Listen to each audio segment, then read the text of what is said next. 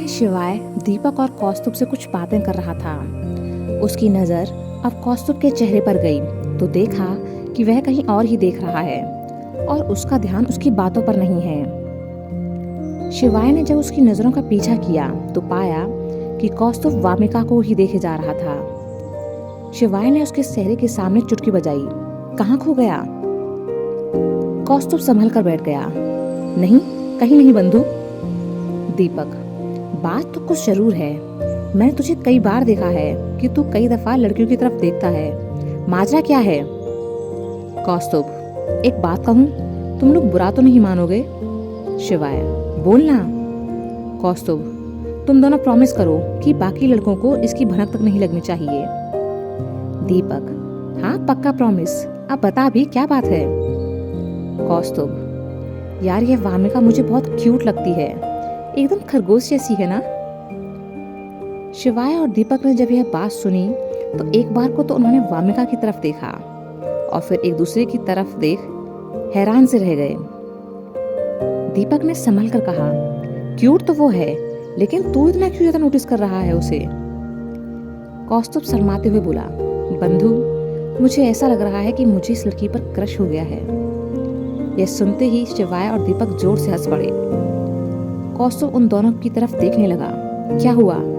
तुम लोग हंस क्यों रहे हो? दीपक, मैंने सुना है इसके पापा सरकारी अफसर हैं और ऊपर से ये इतनी होशियार भी है। खुद को देख, एक तो तू मिठाई की दुकान वाला और दूसरा तू पढ़ने में ऑलरेडी कमजोर भी है। फिर तीसरा, इस क्लास के रूल का तुझे पता है। फिर तू इस क्लास की किसी भी लड़की को डेट करने के बारे में सोच भी कैसे सकता है? कौस्तुभ, बंधु, अब पसंद आ गई तो आ गई। इंसान को उम्मीद नहीं छोड़नी चाहिए कभी। हो सकता है कि कल को हमारे बीच की लड़ाई खत्म हो जाए और शायद तब वामिका मुझे भी पसंद करने लग जाए। वामिका मुझे बहुत अच्छी लगती है, वो भी पहले दिन से ही। अगर क्लास का ये रूल ना होता तो मैं तो उसे प्रपोज ही कर चुका होता। शिवाय, भूलकर भी ऐसा मत करना वरना बहुत मारेगी। देखा था ना तूने कि फुटबॉल को कैसे किक मारती है? कौस्तुभ उदास हो गया। यार फिर क्या करूं? ये जब से क्लास में आई है ना, मेरा तो ध्यान बार बार इसी पर आ जाता है। शिवाय, अभी ये सब करने का वक्त नहीं है, पढ़ाई पर फोकस कर। कौस्तुभ शरारती मुस्कान के साथ बोला, कहीं ऐसा तो नहीं बंधु कि हमें रास्ते से हटाकर तू अपनी रोटियां सेकना चाहता हो? शिवाय, शट अप, ऐसा कुछ भी नहीं है। कौस्तुभ उसके कंधे पर हल्के से अपना कंधा मारते हुए बोला, अरे अब तो घर भी एक ही गली में है, दोनों ही टॉपर हो और दोनों की जोड़ी एक साथ अच्छी भी लगेगी। सच सच बता, कहीं तेरे दिल में उसके लिए कुछ है तो नहीं ना? शिवाय, नहीं, मेरे दिल और दिमाग दोनों में इस वक्त सिर्फ और सिर्फ मेरा करियर है। मेरा पूरा फोकस अपनी पढ़ाई पर है, जबकि तेरा सिर्फ इश्कबाजी में है। यह सुनकर दीपक हंस पड़ा तो कौस्तुभ दीपक को गुस्से से घूरते हुए बोला, तू ज्यादा होशियार मत बन। तू भी कौन सा ज्यादा इंटेलिजेंट है दूध वाले भैया? मुझे पता है कि हो ना हो तेरी भी कोई गर्लफ्रेंड है। तेरी हरकतों से साफ पता चलता है मुझे। यह सुनते ही दीपक दंग रह गया। वह बोला, क्या बक रहा है? कौस्तुभ, सच ही तो कह रहा हूँ। तेरी हरकतों से मुझे लगता है कि तेरी भी कोई ना कोई गर्लफ्रेंड जरूर है, बस तू हमें बताता नहीं है। शिवाय, हाँ तो होगी, इसमें कौन सी बड़ी बात है। आजकल तो 7th क्लास तक के बच्चों की गर्लफ्रेंड होती हैं, फिर ये तो 11वीं में है और पढ़ाई में भी तुझसे तो ठीक ही है। अगर इसकी गर्लफ्रेंड है तो दिक्कत क्या है? शिवाय के सपोर्ट से दीपक की हिम्मत बढ़ गई। तुझे भी पता है कौस्तुभ कि हमारी आधी से ज्यादा क्लास के गर्लफ्रेंड और बॉयफ्रेंड हैं, और अगर हमारी क्लास में ये लड़की लड़के वाले झगड़े ना होते ना तो इस क्लास में भी कई कपल होते। आजकल तो फैशन हो गया है सबका। कौस्तुभ, अच्छा तेरी बात मान ली बंधु, तेरी गर्लफ्रेंड है, मेरी बनेगी नहीं, लेकिन शिवाय की क्यों नहीं है? शिवाय, क्योंकि मैं तुम लोगों की तरह पागल नहीं हूँ। यह सुनकर कौस्तुभ और दीपक मुस्कुरा दिए। दीपक, इसके लिए तो भैया कोई स्पेशल वाली ही आएगी जिसे देखकर ही हमारे शिवाय के दिल की घंटी जोर जोर से बजने लगेगी। शिवाय उसकी बात पर हंस दिया और बोला, तुम्हें पता है हम जिस उम्र में हैं उसमें ये सब बड़ा कॉमन है कि हमें कोई पसंद आ जाए, लेकिन हम अभी टीनेजर्स हैं और इस उम्र में जिसे हम प्यार समझ लेते हैं वो तो प्यार होता ही नहीं है।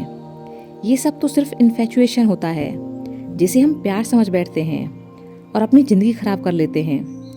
हमारी उम्र में 90% से भी ज़्यादा केसेस में हम सिर्फ इन्फेचुएशन का शिकार हो जाते हैं और उसे प्यार समझकर अपने साथ साथ अपने साथी का भी भविष्य खराब कर लेते हैं।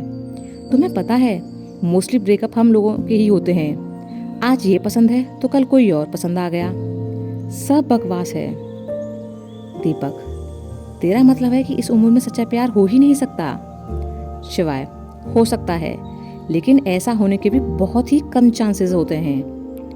कौस्तुभ, तो हमको कैसे पता चलेगा कि हमारे सामने वाले के लिए जो फीलिंग है वो प्यार है या इन्फेचुएशन?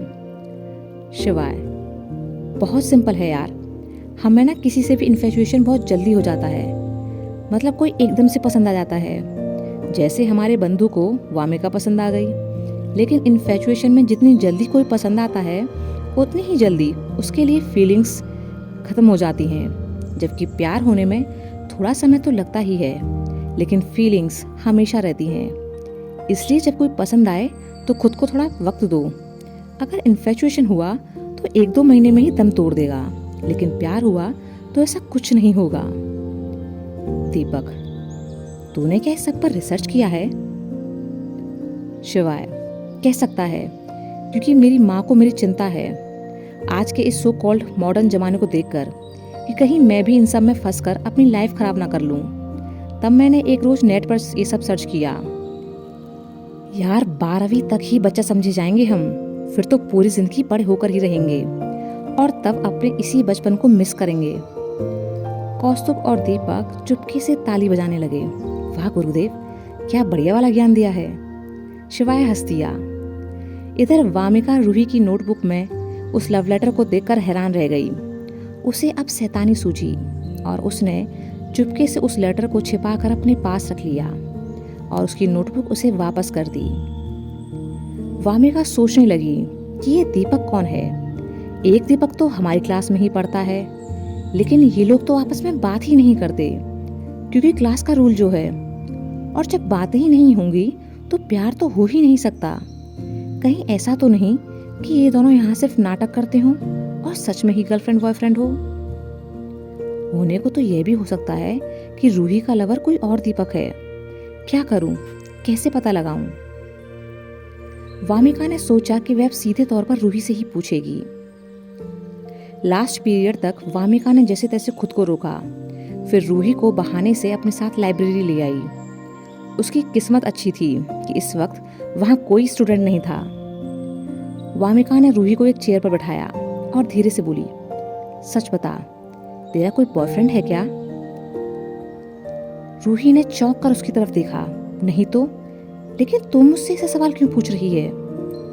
वामिका, झूठी, सच बता दे कि कौन है वो, वरना मैं क्लास में जाकर सबको बता दूंगी कि तेरा बॉयफ्रेंड है। रूही अपना डर छिपाने की कोशिश करते हुए बोली, कुछ भी बोल रही है, मैंने कहा ना कोई बॉयफ्रेंड नहीं है मेरा। वामिका, पक्का? रूही, हाँ पक्का। वामिका ने अब अपने पॉकेट से रूही का लव लेटर निकालकर उसे दिखाया। तो फिर ये क्या है जो मिस्टर दीपक ने तुझे लिखा है? यह देखकर रूही हक्की बक्की रह गई। ये तेरे पास कैसे आया? वामिका, जरूरी ये नहीं है कि ये मेरे पास कैसे आया, बल्कि जरूरी तो यह है कि आखिर ये दीपक कौन है। रूही उससे अपना लव लेटर छुड़ाने की कोशिश करने लगी, लेकिन वामिका ने उसे वह लेटर नहीं दिया। रूही अब थक हार कर एक तरफ बैठ गई। तेरा प्रॉब्लम क्या है? क्या चाहती है तू? वामिका, ये हमारी क्लास वाला दीपक है क्या? रूही, हमारी क्लास वाला क्यों होगा? हम तो बात भी नहीं करते। वामिका, सच बता, तुझे मेरी कसम है। रूही, देख मैं तुझे बता रही हूँ, पर तू किसी और को मत बताना। तुझे पता है ना हमारी क्लास का लफड़ा। वामिका हैरानी से बोली, इसका मतलब हमारी क्लास वाला ही दीपक है? रूही ने हाँ में सिर हिला दिया। वामिका, लेकिन ये सच हुआ कैसे? यहाँ तो तुम लोग बातें भी नहीं करते हो। उस चैनल के मालिक तुम्हारे ने घर एक गली में भी नहीं है। चुराकर पोस्ट किया है। रूही, हाँ आपसे अनुरोध नहीं है। कि ऐसे लोगों की वामिका, हिम्मत तो फिर ना ये बढ़ाएं गुलाब के फूल और खिले उनके कहाँ? चैनल पर इस कहानी को रूही, ना सुनें। हम दोनों साथ में ट्यूशन पढ़ते हैं 2 साल से। पसंद तो तभी से करने लगे थे, लेकिन जब पिछले साल दीपक ने प्रपोज किया तो मैंने एक्सेप्ट कर लिया।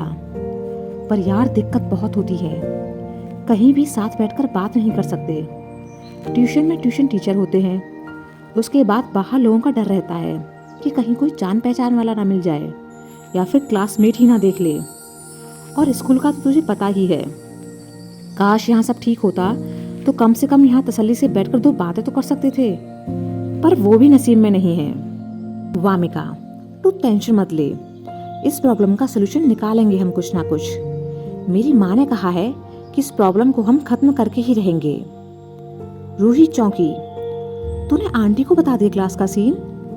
वामिका, हाँ मैं सब कुछ बताती हूँ। रूही, यार ये तो कमाल है, मुझे तो कुछ भी शेयर करने से डर लगता है। वामिका, ऐसा नहीं है यार, पेरेंट्स हमारे दुश्मन नहीं हैं। वो हमें गलत करने पर डांटेंगे जरूर, लेकिन हमारा साथ भी देंगे अगर हम सही हुए तो। रूही, वामिका, चल क्लास में चलते हैं वरना सर को शक हो जाएगा। दोनों जल्दी से क्लास के लिए निकल गईं। अब हर रोज ही वामिका पहले ही तैयार होकर अपने घर के बाहर खड़ी हो जाती और शिवाय के वहां से गुजरते ही उसके साथ चल पड़ती। शिवाय उससे चाहे कितना भी तेज साइकिल चलाने की कोशिश करता, लेकिन वामिका उसका पीछा नहीं छोड़ती। शिवाय को तंग करने में उसे अब मजा आने लगा था। 1 हफ्ता गुजर चुका था। सुबह शिवाय स्कूल जाने के लिए निकला तो वामिका हर बार की तरह पहले ही तैयार खड़ी थी। शिवाय के गुजरने के बाद वामिका उसके पीछे चल पड़ी। आज शिवाय ने अपनी साइकिल तेज नहीं की, क्योंकि उसकी भी अब वामिका के साथ चलने में होने वाली असहजता खत्म हो गई। वामिका ने भी नोटिस किया कि आज शिवाय ने हर रोज की तरह अपनी साइकिल तेज नहीं की है। यह महसूस कर उसके चेहरे पर मुस्कान आ गई। शिवाय अपनी साइकिल को चलाता रहा। वह भी थोड़ा आगे ही गया था कि उसका ध्यान वामिका की तरफ गया, जो अब उसके पीछे नहीं थी। यह देखकर वह दंग रह गया।